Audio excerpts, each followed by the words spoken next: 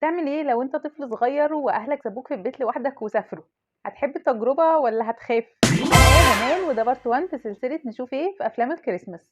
خلاص احنا في ايام الكريسماس وعلى ابواب سنة جديدة، كل سنة وانتم طيبين. وما ينفعش نفوت الفترة دي من غير ما نرشح شوية افلام اللي احنا بنحب نتفرج عليها في الكريسماس، فانا قلت افكركم بيها شوية كده لو ناسيينها او في فيلم ما تعرفوهوش. كيفن طفل عمره 8 سنين وهو أصغر فرد في عيلته، وعن طريق الخطأ بيتساب في البيت لوحده لما العيلة بتسافر في أجازة الكريسماس عشان يقضوها في باريس. فيا ترى كيفن هيعمل ايه لما يكتشف ان هو لوحده في البيت؟ ايه المغامرات اللي هو هيخوضها وهو لوحده؟ مش هطول في وصف الفيلم، اكيد كلنا عارفين انا بتكلم على ايه. انا بتكلم على فيلم هوم الون، وهو من انتاج 1990، واتعمل منه جزء تاني هوم الون في نيويورك، وده بنفس البطل، واجزاء تانية بابطال تانية اطفال يعني، بس محققوش نجاح قوي زي اول فيلم.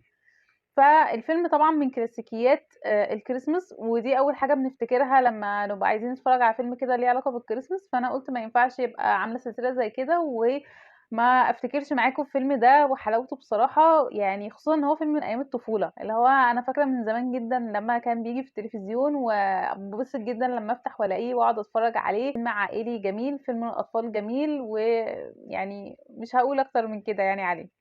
ومن الحاجات الطريفة كمان ان في سنة 2018 جوجل استغلت حب الناس للفيلم ده والنوستالجيا اللي الناس بتحب ترجع لها دايما، وجابوا بطل الفيلم ده لما كبر، وعملوا بيه اعلان نفس احداث الفيلم لجوجل اسيستنت.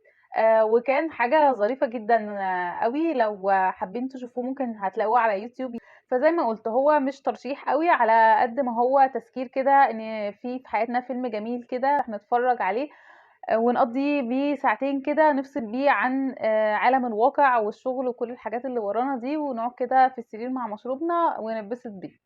ولو عجبك الفيديو ما تنساش تعمل لايك وسيف للفيديو وفولو سبسكرايب عشان هكون هنا دايما واقولك نشوف ايه. بس كده، باي.